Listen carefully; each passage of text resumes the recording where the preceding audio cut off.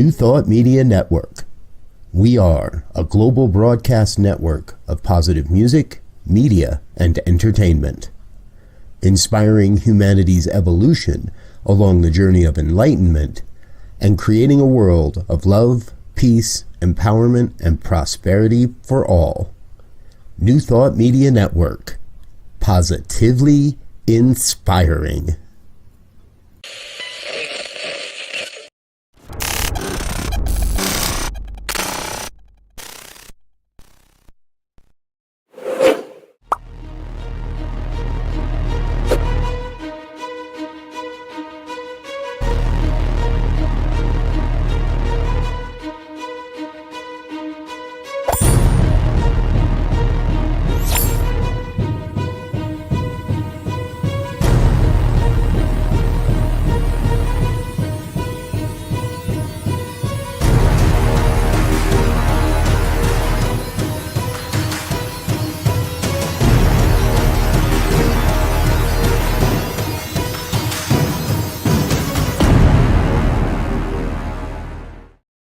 And hello again, dear ones. Reverend Robert with you here on a Friday evening. It's 5 o'clock on the Mountain Time Zone, and that means it is time for the good news.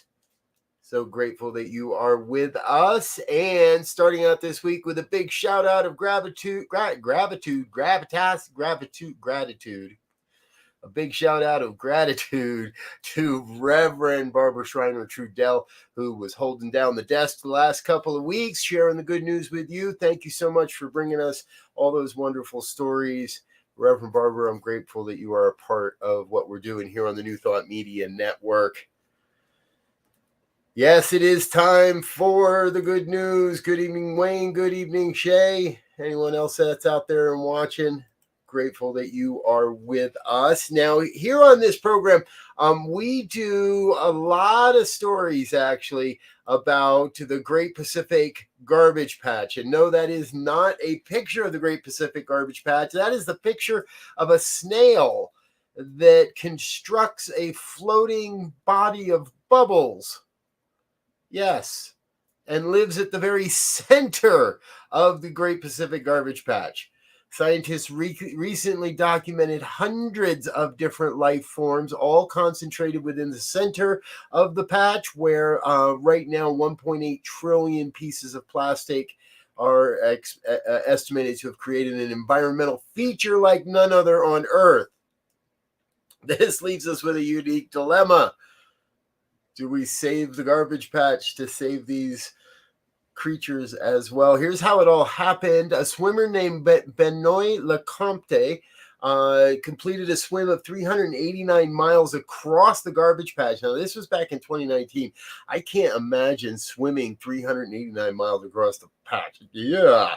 Now, he was doing it for to be recognized and had a support crew with him. So he invited along scientists at Georgetown University, and they came along and documented the whole experience. Now, they found a greater concentration of wildlife inside the Great Pacific Garbage Patch than on its periphery. Now, they say this is not because of, but in spite of the trillions of pieces of plastic in these living ocean. Hitchhikers have evolved to use the ocean currents to get around. This is a beautiful violet snail is what they've called it. They've also found blue button jellies, by the wind sailor jellies, and slugs called blue sea slugs as well. Good evening, Emma. Glad you're with us, dear one. You know, folks, that's part of what we look at here in New Thought Media Network, that we recognize all of life is unique and life adapts. wherever we find ourselves, there we also find life. Pretty cool stuff. All right, let's get into some more good news. Global merchant shipping leader Maersk is launching a biomethanol-powered container ship this week. It's part of their fast-track decarbonization strategy. They say producing about the same emissions globally as the airline industry. Merchant shipping is experimenting with several ways of cutting back emissions. They're doing this experiment is through methanol gas, ammonia, and hydrogen. Now, generally, these fuels can be anywhere between 200 to 400% more expensive than conventional fuels. But because of the massive size of cargo ships, your shoes will only be about a nickel more expensive. Green methanol is a combustible gas collected from decomposing plant waste and can reduce CO2 emissions and equivalents from a container ship by as much as 70%. Bo Christensen from Maersk said there's this fear, I think, of making the wrong bet or getting it somehow wrong. And of course, in the ideal world, we would spend a decade figuring out all the pros and cons and what is best, but we need to address this problem now. Now, Maersk ordered the ship 2 years ago. They've already got an order for another 25 of these ships. By the end of the decade, the company plans to have low-carbon fuels transport a quarter of all of their tonnage across a 700-strong fleet of vessels. Globally, shipping companies have 120 vessels with low-carbon or carbon-neutral propulsion systems.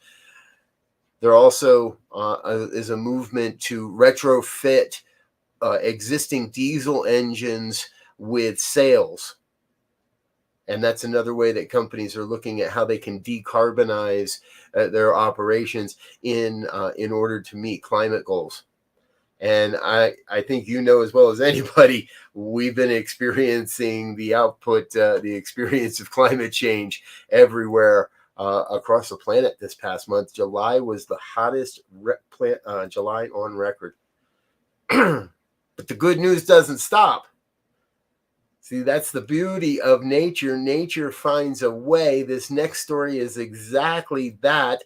An oak tree that is long believed to be extinct in Texas has been found, and numerous trees have been found. This is all happening in Big Bend National Park in Texas. The species of oak tree is unique to the state's western mountain ranges. It was declared extinct for some time ago. Scientists say this is a living relic of a bygone climatic period in Texas's history when the Lone Star State was wetter and cooler. Michael Eason is the scientist you see here with the tree. He's a scientist with the San Antonio Botanical Gardens Rare Plants and Conservation Program.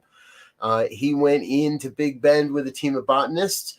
They found two individuals and then realized that there were even more available on private land nearby. So no question about it, the Texas long oak, is making a comeback. We love hearing these kinds of stories. It reminds us that life does prevail. And this next story is even more of that, and it gets even wilder. Oh my gosh, wait till you hear what just happened in Florida near Cedar Key. Dean Grubbs is a marine biologist at Florida State University. He had some students with him out on a fishing trip. He was hoping to land a shark and teach his students a little something about shark habitat. And no, he caught a 13-foot mature female sawfish. Now, I didn't know this actually, but the sawfish are on the endangered species list. Dean was quoted as saying, "I was pretty sure this was a sawfish, but I remained stone-faced because I didn't want to disappoint the students if I was wrong. I saw the tail before the rostrum, so I lost my calm at the point and screamed, 'Sawfish! It's a sawfish!' It's the first sawfish to be tagged in Cedar Key in over 30 years. Pretty wild. Also didn't know, sawfish are freshwater fish. So students were able to get a tag on this mama, and they're able to track her now for a good 10 years. Sawfish nurseries do tend to be found in the calm waters under and around mangrove trees, like near Tampa Bay, south of Cedar Key. And there were 3 juveniles who were recently found at a place called Rattlesnake Key. Now, both Cedar Key and Rattlesnake Key would have plenty of sawfish at the turn of the 20th century, and the belief is forming that they're returning to old haunts as part of a slow and steady recovery. The sawfish are coming back, folks. Again, more good news happening all over the place. All right. Hey, I need to take a quick break, let a couple of our sponsors say hello and take a sip of water. But we've got more good news coming in the second segment, so don't go away. Stay with us. We'll be right back after these messages.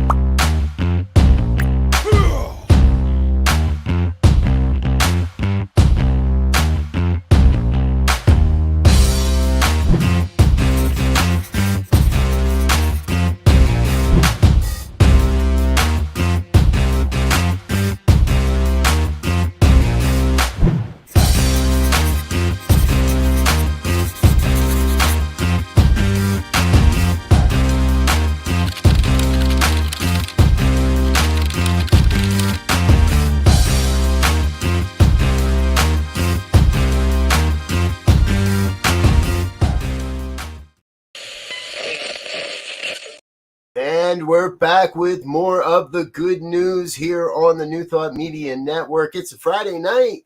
I get to share the good news stories that I have found across the internet. And this one, I'm not a skateboarder, but you might be. And if you are, you know one, you know how much this is going to make them smile. A skate park has opened up in Portsmouth, outside of London, about 75 miles southwest of London. So Portsmouth in the UK. And what's unique about this is they transformed an abandoned supermarket into a skate park. The founder of Pitt Street Skate is Jacob Skinner. He said, as a child, skateboarding was my outlet, and I want to give others the opportunity to use it in a positive way. He said he was inspired to support the project after skateboarding helped him as a youngster. Now there's a local counselor there who just happens to be named Steve Pitt. This is Pitt Street, Steve Pitt, no relation there, but he was quoted as saying he's very happy to see this empty building being used and transformed.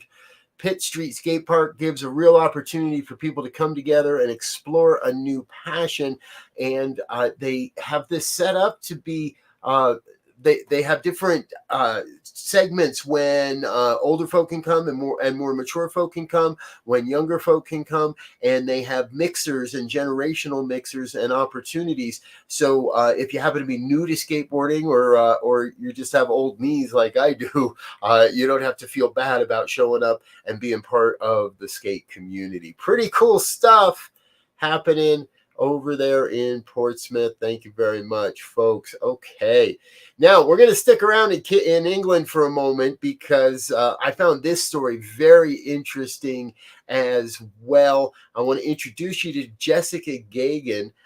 Jessica was recently named Miss England, but more importantly, she's a full-fledged rocket scientist.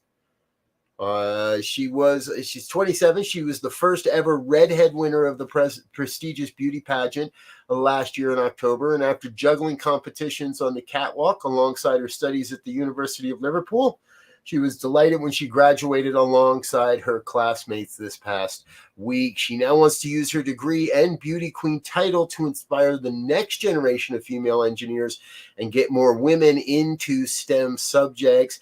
I think it's important that today's youth know that sometimes things just don't go entirely to plan, and that's perfectly set okay. I said, as a quote from Jessica, as she reflected upon her journey to win both the grueling Miss England title and graduated as with an aerospace degree. She wants to go to space. I don't blame her, wouldn't you? What more could you ask for at that point? She plans to go back to school and get her master's degree, but will continue the pageantry circuit by competing in the 71st annual Miss World contest this coming December. Good luck, Jessica. Congratulations on all that you're doing to bring good news into the world. All right. Let's see. What do we got next? Oh, I love this next story, and I think you're going to love it too. This happened right here in Denver, Colorado, my adopted home state. I didn't know it was going on, but recently the American Veterinary Medical Association had their convention here, and they turned it into a care drive for companion animals of Denver's homeless population and those in the unhoused community. This is all in partnership with the Street Dog Coalition and a number of corporate sponsors. The event was held over the weekend and allowed anyone to bring in an animal to receive a free health check, vaccinations, and essential supplies to help take them home with them. People that are unhoused used pets specifically for emotional support, and that can be incredibly important. Katrina Welsher, executive director of the Street Dog Coalition, said people experiencing homelessness have incredibly strong bonds with their pets who provide companionship, purpose, and unconditional love. By providing free, compassionate care to both ends of the leash, we hope to help preserve, protect, and strengthen those bonds. Sounds like new thought to me, folks. Sounds like a great thought happening. And you know, I say this all the time. If you're part of an organization that is traveling for a conference or a trade show or anything in that nature, how do we make that a little more inclusive? How do we get out and do a little bit more of that work to help things along?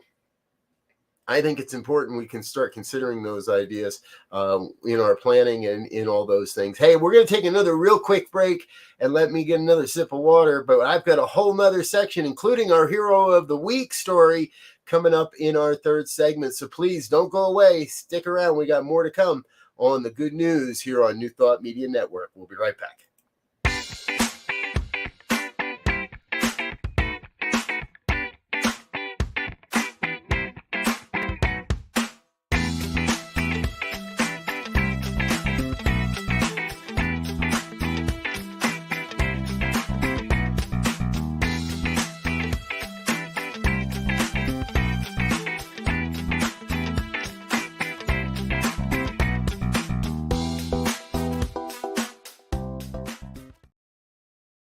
You are a gift. That is the absolute truth. You are a gift, a blessing to the world, a way that the infinite love of God shines itself, shares itself, and expresses itself more fully in the world.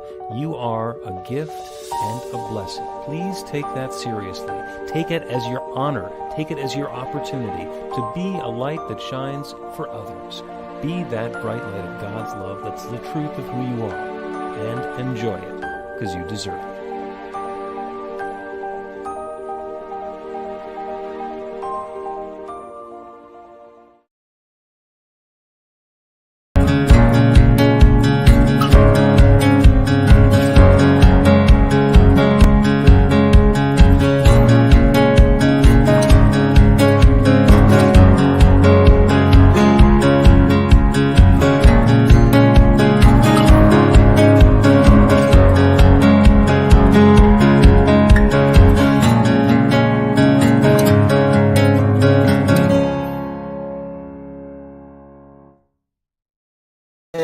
back with more of the good news here on the New Thought Media Network. I want to thank you for being with us, folks, and remind you that, we get a lot of our stories over at the goodnewsnetwork.org. Give them, check them out, give them some love and attention. They do a great job of collating and gathering some great news stories. Plus, we also get a number of stories over at sunnyskies.com.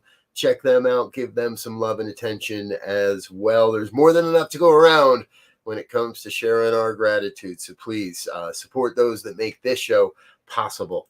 All right. Hey, next up, we've talked about this type of thing before, but I want to introduce you to Leslie Dart. Leslie Dart set some sort of a record, I think, recently. She planted 4,545 trees in a single day. And she's planted over 372,000 trees over the last 3 summers. Now, in Canada, if you weren't aware, it's required by the logging companies and the forestry companies to plant a tree for everyone that it cuts. And it fulfills that promise by hiring college students to plant trees. Kenny Chapin's been doing it for 35 years and 35 summers. He works in the film industry. He says, quote, "I think every parent in Canada should be sending their kid out tree planting because it will take your child and it'll turn them into a worker. They'll learn how to work. They'll have responsibility. They'll have money in their pockets." Reforestation requirements for logging companies do often see, again, hire people such as Leslie and Kenny to get out there and plant the trees. Now, Leslie's really been taking it to an extreme, and the 372,000 in 3 years is also a record. So 4,500 in a day, but over 372,000 in 3 different summers. Congratulations, Leslie. Good for you, dear one. Oh, we like this. This is one of those inspiring stories, folks. It reminds me anybody can get out there and make a difference in our own unique way. And that's exactly what this individual did. Now, this man is that famous philosopher Anonymous. No one knows who he is. He hasn't made himself known, but he did something really, really compassionate. And that is he gave up a day of surfing to save a magpie that was tossed about and in fear of drowning. It all happened in the Australian state of New South Wales. A woman by the name of Amanda Williams watched it all unfold from her house deck, took a few pictures and made sure that it was documented, shared that with the local news. She said, quote, "I have no idea who he is. He just did it on his own. No one was watching. There was no one on the shore cheering. He just did it for this poor little bird that was drowning in the surf." Good people all around, good people doing the good work. And that's what we love to celebrate here on the Good News as well. And our next story is exactly that. Now, you might think this makes it for our Hero of the Week story. However, we've got something even bigger than this one. But before we get there, let's introduce you to Assistant Fire Chief Ben Clark. Ben lives in Deerfield, Massachusetts. You may have heard there's been some flooding happening in New England. Recently on a night patrol, Ben was out just patrolling, was flagged down by a local resident who said the road had been washed out. As he went to take a look, he came upon another car that was in the midst of falling into that washed out road. This woman's car went down into the river and was up to its headlights in water. Ben did not waste a second, made his way down the embankment and rescued the trapped individual.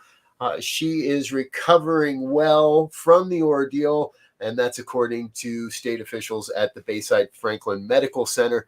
Ben, you are a true hero to this community, and that is the Deerfield Police Department's accolade and saying thank you. However, as I've been promising, we do have our Hero of the Week.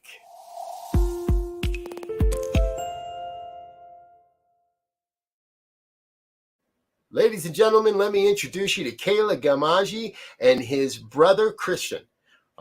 These two New Zealand boys were out at the beach one day with their mom, and 12-year-old Kithme, I'm sorry I pronounced that improperly, Kithme got pulled out to sea by a series of very strong waves. He was about 60 meters out. treading water in what the Royal Life-Saving Society calls a notoriously dangerous patch of coastal ocean where no one survives. Kayla did not hesitate. He jumped into the surf as he realized what was up. Told his mom, Mom, I'm going out. I might not be back. Oh my gosh. Those are words no parent wants to hear.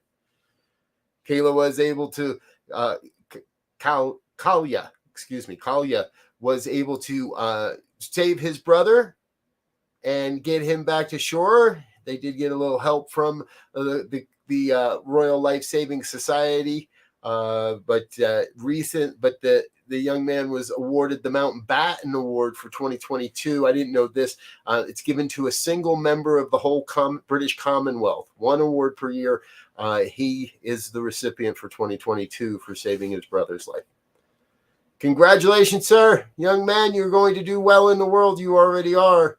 You're a hero in our book, and thank you for being our hero of the week. Folks, I hope you're having a good Friday evening. I want you to stay tuned here on the New Thought Media Network. Reverend Pastor Michael Mangus will be up at the top of the hour with the fireside chat.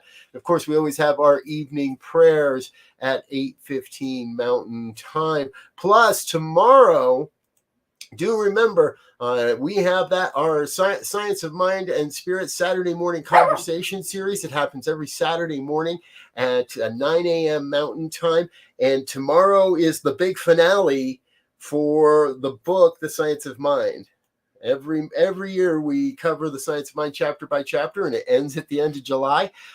Starting next week, we'll have a whole new series that starts on Saturdays. But this is the big conclusion, the final conclusion, as Ernest Holmes titled it, to the Science of Mind textbook. We'll be discussing that, and I invite you to join us for that conversation. Again, that happens at 9 a.m. Mountain Time tomorrow, so join us for that. All right, I'm Rev Robert. I'm going to get out of here for now, but I do want to thank you for being with us. Before I go, I'm going to say thank you to some of our organizational sponsors and individual donors, so please help me in that. Don't go away. I'll be right back. Please help us say thank you to our organizational sponsors and donors, including the Hefferland Foundation, Affiliated New Thought Network, International New Thought Alliance, Science of Mind Archives and Library Foundation, Center for Spiritual Living Denver, Center for Spiritual Living Midtown Atlanta, New Thought Philadelphia, Planned Happiness Institute, Summit Center for Spiritual Living, Center for Spiritual Living on the Lake, Unity Spiritual Center Kitchener, Om Center for Spiritual Living, Center for Spiritual Living North Jersey, Unity of Savannah, Center for Spiritual Living Seattle, and all of our individual donors and sponsors.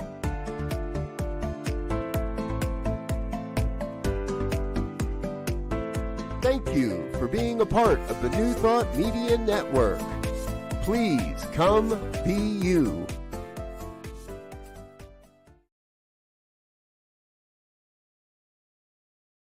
Yes. Thank you to all of our organizational sponsors and individual donors. It is thanks to your efforts that we're able to continue to do what we do, sharing this powerful message of new thought across the planet. Thank you for being with us. We look forward to seeing you again real soon. I'm Rev Robert. I'm out of here for now. Until next time, I wish you peace and richest blessings. Bye now.